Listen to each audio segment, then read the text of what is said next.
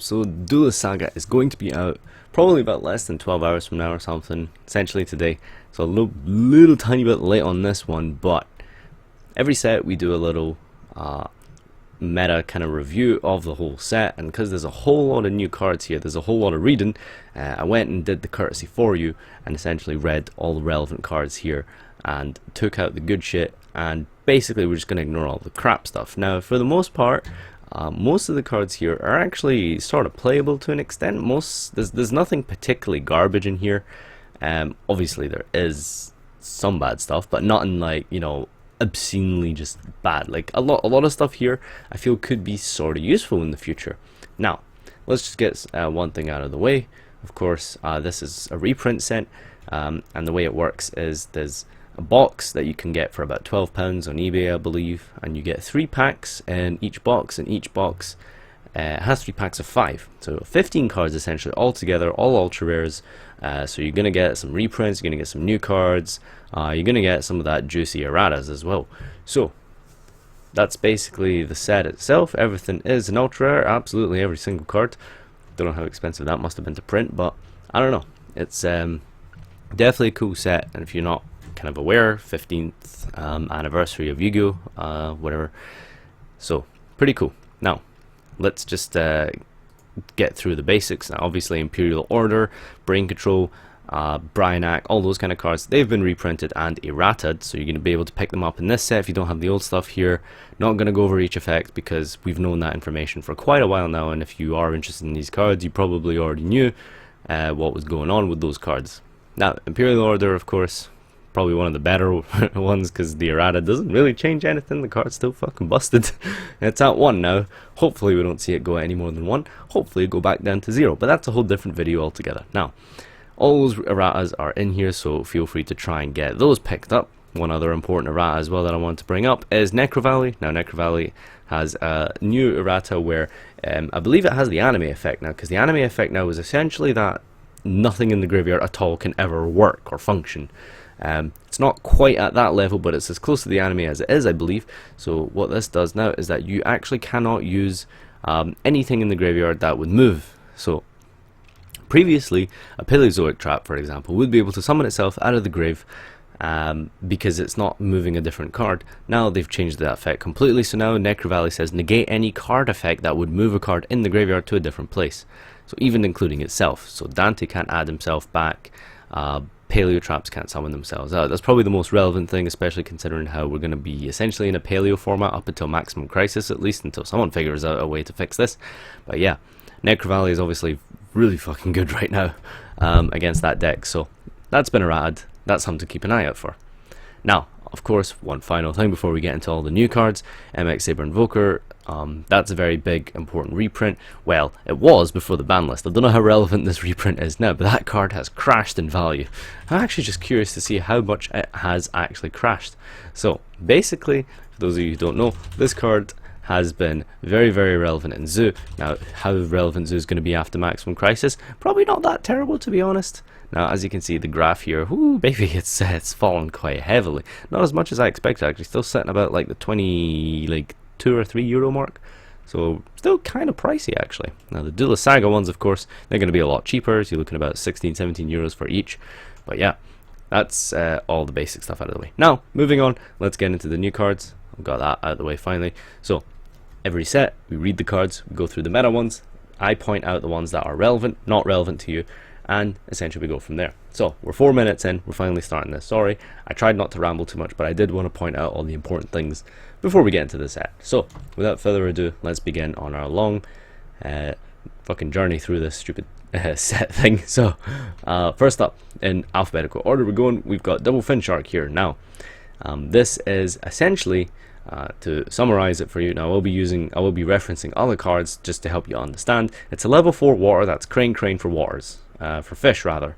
So when it's normaled, target a level 3 or 4 water fish in your graveyard, special it in defense, but its effects negated. You can't special any monster during the turn you activate this except waters. So basically it's a 1 card Bahamut Shark Toad if you have the relevant grave setup. Kinda decent, right? Well, not too sure if it will replace Neptibus for the normal summon, but it's definitely something that's worth considering because it's not actually that terrible, to be honest with you. Now the next card, probably the better of the shark support here, because there's like 4 shark cards here. None of them are particularly great other than these 2. This one is obviously the better one. Basically, it's Aqua Spirit. Aqua Spirit without the banish cost. So if you control the water, special this from your hand, but you can't special from your hand for the rest of the turn. So really what you're doing is you do your Melmare combo, special this guy, overlay it with like Pike or something, and then you can go into Balance Shark, then Toad. So make sure you do your Memo stuff first because you can't special from the hand for the rest of the turn. Not too bad, not too bad. Again, lots of fish shark support here for some reason. I don't know what Konami's thing is with fish, but apparently they really wanted fish in this set, so that's pretty cool. We finally got Silent Angler. Probably a couple of formats too late, but hey, better late than never. So moving on, we've got number 94 Crystal Zero. This is 2 level 5 water monsters that you overlay. I don't really know what relevant level 5 monsters there is in the meta, other than like maybe like Dupe Frog if you're playing that in Paleo, because you like frogs that much. You thought, hey, the Paleo engine isn't that good, the frog engine is better, so you decided to play this instead. Now what it can do is during either player's turn, detach material, target one face up monster in the field, its attack becomes halved. So basically like a mini shrink, right? But it's relevant because if you can get him out in the field, or Abyss Splash, you can rank up into this guy.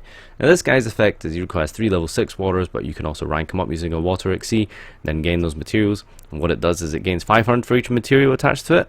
This card would be destroyed. Kagasuchi basically saves itself. Now the relevant effect is once per turn, detach material. All face-up monsters your opponent controls have their effects negated. So kind of like Zeraphane, if you guys remember that Wing Beast, rank 4, except it doesn't gain the attack. But yeah, negating all face-up monsters your opponent controls could be something that ends up being relevant. Now, something to think about if we ever somehow one day get level 5 water monsters as the meta, because this is quite a good effect. Just, you know, I don't really know any good level 5 water monsters, okay? Right, not blowing my deck off either, don't worry. Just something to consider because it was like not awful. Alright, this guy as well is kind of okay. Basically, you can play it in like BA because you can rank up like Grand Pulse into him, and it's Kagasuchi as well, it can save itself, and if this card destroys an opponent's monster by battle, you can pop a card on the field. Not really amazing, you'd probably just be using Grand Pulse to pop back row, but yeah, it's not awful. Now, moving on, we've got Bro Hunter here. So what this guy is a level 4 Light Thunder. When this is normal, add 1 level 4 Light Thunder. Pardon me, sorry, it's quite late here. So add 1 level 4 Light Thunder monster from your deck to your hand, except himself. So you can add Denko with this guy, you can add Thunder King. A little bit slow, obviously, but everyone likes Denko, right? Unless you're a trap player. So Denko's a problem, or a really good card. If you really want, you can use this guy, this little mini, he looks like Lucio and Goku, like in one. He's like Super Saiyan Lucio, a white Super Saiyan Lucio. He's got the fucking music thing as well going on. Jeez, that's cultural appropriation right here. Tut tut Konami. But anyway, this is a really good card. This is really good. I think this is basically staple now in your rank 4 decks, because remember back in the day when like Papal Operative and like Maestroke were the staple cards, they got overshadowed pretty quickly. Well, it seems like more stuff's getting overshadowed, because who knows, this may replace Castel. Probably not, because Castel can spin back row still. But anyway, what does it do, you might be wondering? Well, it's 2 level 4 monsters. Super generic. Dark Insect. Once per turn, detach material from this card, and then target 1 monster your opponent controls. Banish it until the opponent's next standby. So it still targets, but it's still a very good card. At the end of the damage step of this card attack, you can make this card gain 300 attack, and if you do, increase its rank by 3. Now, I'm not too sure how that bit is relevant, but basically, it's just a Farfa on your turn. Now, if it's getting around, because there's a lot of problem cards that can't be destroyed or stuff like that, so this kind of like deals with that in a sense. Obviously, I think this would be phenomenal if it could target any card. That would be a little bit broken, but yeah, banish it until your opponent's next standby phase. You overlay this guy, you can like go for game and stuff, and you know that 400 more over Castel could be relevant, but you might make this alongside Castel to try to go for game or something. I don't know. You guys are the creative ones, not me. But yeah, this is a really good card. Probably not going to be replacing anything, but definitely very strong. So next up, we've got Wandering King Wildwind. This is a level 4 Dark Fiend. So if you control a Fiend Tuner with 1500 or less, you can special this from your hand. If you attempt this, you cannot special monsters from the extra except synchros. So this is a pretty good effect, first effect here. It's really good. It's a level 4 that you can special. Now, obviously, if you can think to what your kind of cards you'll be using for this guy. I believe I want to say resonators. Yep, those are fiends. So fiend type tuner with 1500 less attack. You're gonna be able to special this guy from your hand, make all kinds of like extensions with your synchro plays. But the other really good effect here actually is that during your main phase, except the turn this card was sent to the graveyard, that's the only downside here. But you can search Synchron Resonator with this guy, because you can banish this from your graveyard, add one fiend type tuner with 1500 less attack from your deck to your hand. I did look through the database to see if there was any better targets for this guy, and Synchron Resonator does seem to be the best target.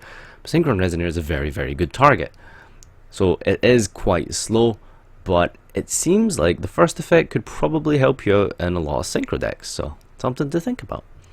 Next up, we've got Celestial Double Star Shaman. Now, one tuner plus one non-tuner monster. Level 2, basically like Formula Synchron.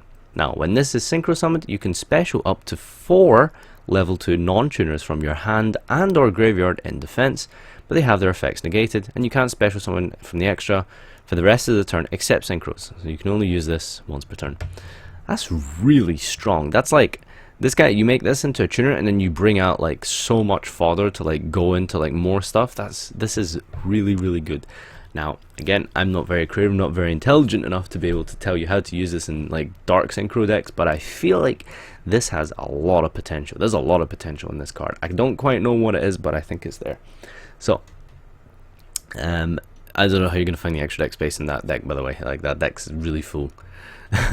Next up, Legacy of a Hero. Now, this card's not very good, but it's hero support, and we gotta give some respect to Flame Wingman here, because this card is really good if you have the setup, but I mean, really, realistically, when is this ever going to happen? So return 2 fusion monsters from your graveyard to the extra that list a hero monster as materials, draw 3 cards. That's huge. 3 new cards. Like, that is immense. I don't know how easy it is to get 2 fusion monsters from your graveyard into the graveyard, sorry. I don't know if it's turn 1, but pardon me, I keep yawning. But yeah, draw 3 is pretty big. That's pretty big. So next card, Gozuki. I've talked about this guy a lot just because he looks really, really cool.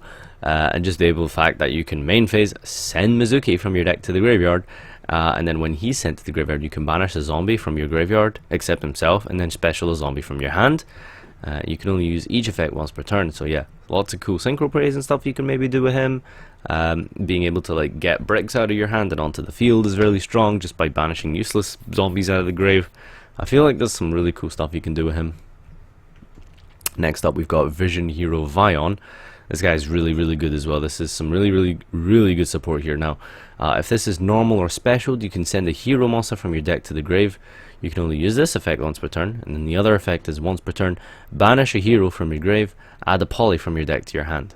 So, searchable poly. It took them a while for them to give us searchable polymerizations. We got Blaze Man, now we got this guy, but yeah, this guy is really, really good. So, you can summon it, send Malicious. That's a really good target with this guy, am I right? And the other effect, of course, once you like do your like malicious plays, you can like, you know, banish it from your graveyard after you've made like a rank 6 or something, and then you can add poly and then fuse this guy into something else, etc, etc. There's a whole bunch of like cool plays and stuff you can do. Definitely something to think about. Now, you can't hero lives him or e-call him, which is unfortunate. I believe you can't e-call him. I know you definitely can't hero lives him, but that sucks. But yeah, just in general, like, these 2 really, really strong effects, and the fact that he's special summoned as well. So I mean, if you can bring this guy back out with Call of Haunted or something, you can do even more like cool plays by milling and then adding poly and stuff. So yeah, that's really, really awesome. Hopefully we get to play Legacy of a Hero again, who knows. So yeah, next up we've got Legacy of the Duelist. I've spoken about this one before. So when your monster declares an attack, you can pop a card if you negate the attack, basically. So attack, negate the attack, pop a card. Now, the really good effect of this thing is it's kind of a floodgate for trap decks. Haha, irony, right? So each player can only set 1 spell or trap from hand per turn. Monsters cannot attack the turn they were special from the extra. During your draw phase, before you draw, you can give up your normal draw this turn, and if you do, add 1 monster from your grave to your hand. So there's a whole bunch of cool effects here. Now, first, let's just run through them, because I know that's a bit of a mouthful. Number 1, declare an attack, negate the attack, and then pop a card. The second effect is each player can only set once per turn. The third effect is, I forgot it now. Oh, you can give up your draw phase to basically monster reincarnation from your grave, except you don't discard. So just add a card from your deck to graveyard. So it's a really good card. It's got like 3 good effects, but nothing that's amazing, which I think is maybe why this won't be played. But it still has a lot of potential. I really do like this card. Now next up we've got Chaos Scepter Blast here. This is an interesting card because like the first effect's not very good, but the second effect is really good. I just don't know how you're going to be able to activate this. So if anyone has any ideas on how to use this Chaos Scepter Blast first effect, I'd be really curious to know. So what it does is, if you control a level 8 or higher spellcaster monster, banish 1 card in the field face down. So it's a 1-for-1, it's good. And I believe it doesn't target either. I mean, it doesn't say target, so banish 1 card in the field face down, and that's it. You just need to meet the activation requirements. And the other effect as well, this is never going to happen, that's the problem. But if you can somehow get this to work, it's like phenomenal, because, well, if this card in its owner's spell and trap zone is destroyed by an opponent's card effect, you can special a Magician of Black Chaos or Dark Magician of Chaos from your deck, ignoring the summoning conditions. So, it's pretty good. One day we'll get relevant level 8 or higher spellcasters, and this card will be phenomenal, and I'll be able to say, oh, spotted this a while ago, it's pretty good. Diabound Colonel. Well, it's it's been how many years since the anime? And we've only just got Diabound as a card now? I believe this is the first actual playable real life Diabound card. Well, it's level 5, so that's problematic. And when it declares an attack, it gains 600. During either player's turn, you can target a face-up monster your opponent controls. It loses attack. Pardon me. You can target 1 face-up monster your opponent controls during either player's turn. It loses attack equal to this card's current attack until the end of the turn. Then, banish this card until the standby of the next turn. You can only use this effect of Diabound Colonel once per turn.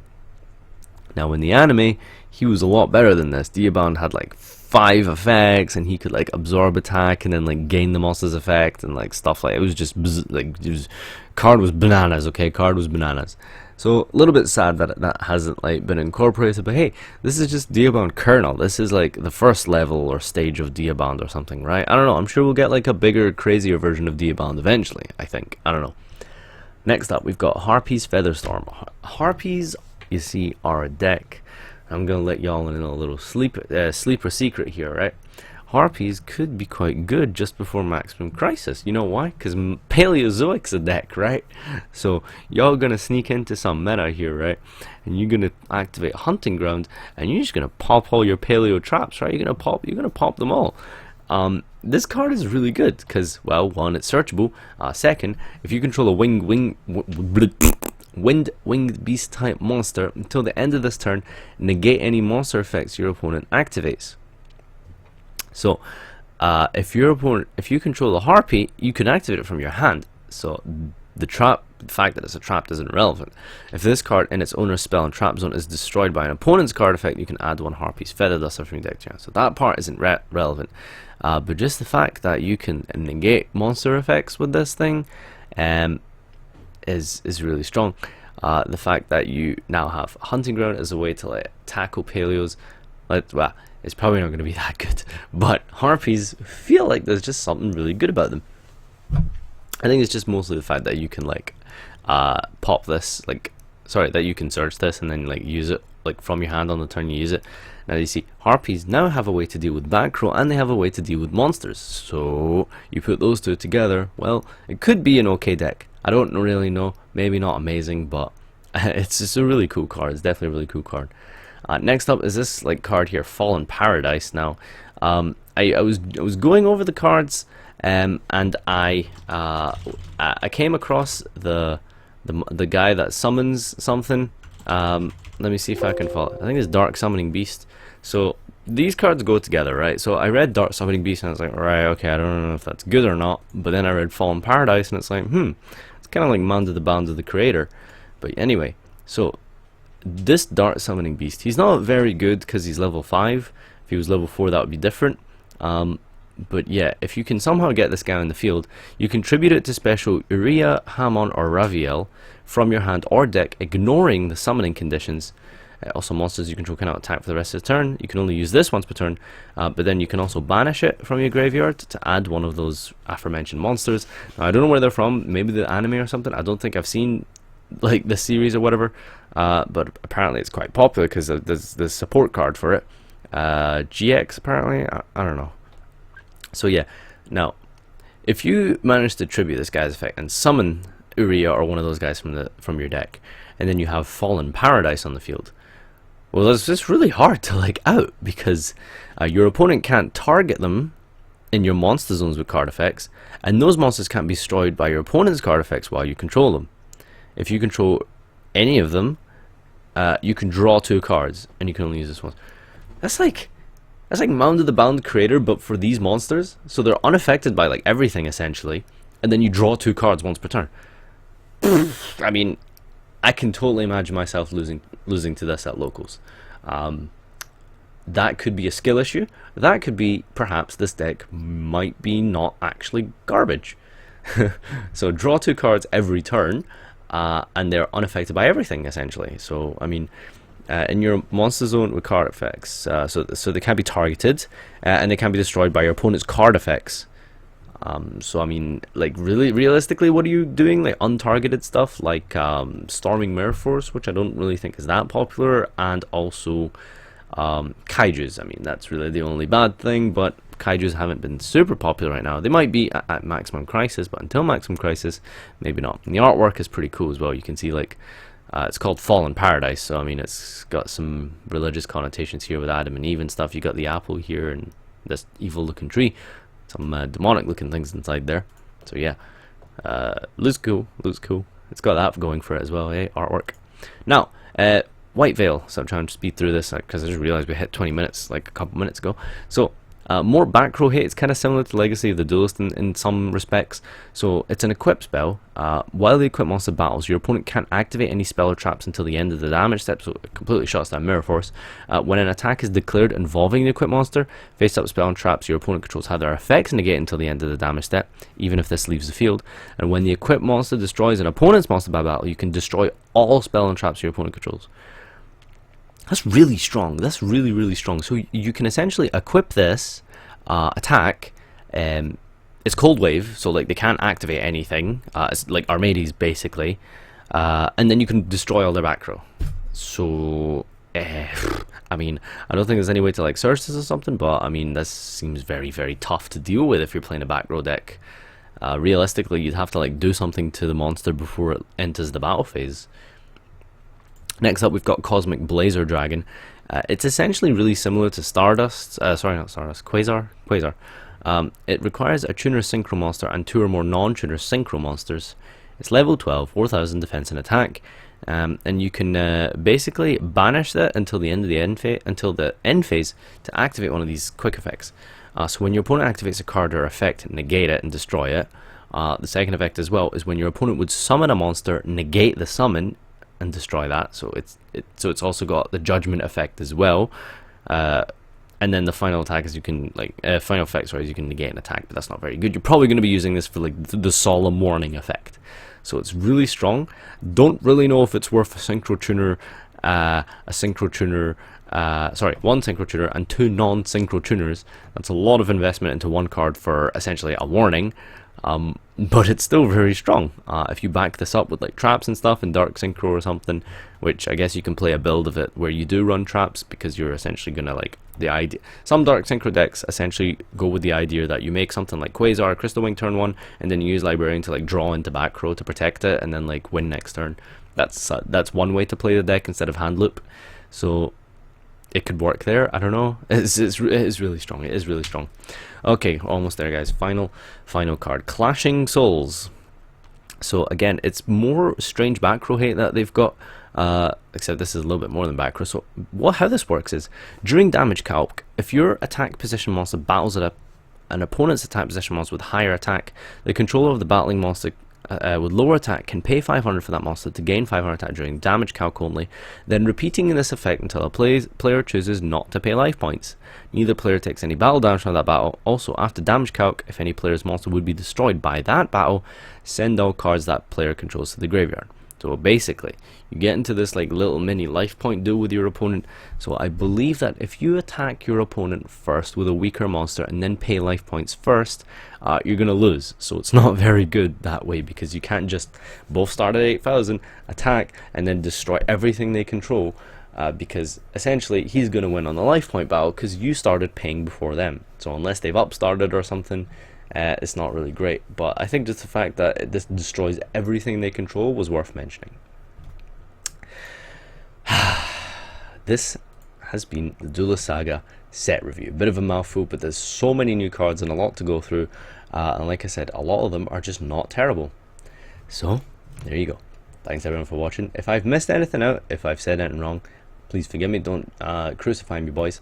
But yeah, it's been a really good set, and it's been a good run. So thanks everyone. If you've watched this far for some reason, hashtag 15 years in the description down below, so I know you've made it to the very end. That's hashtag 15 years, and yeah, let me know what your favorite card is from this set. I'll see you next time.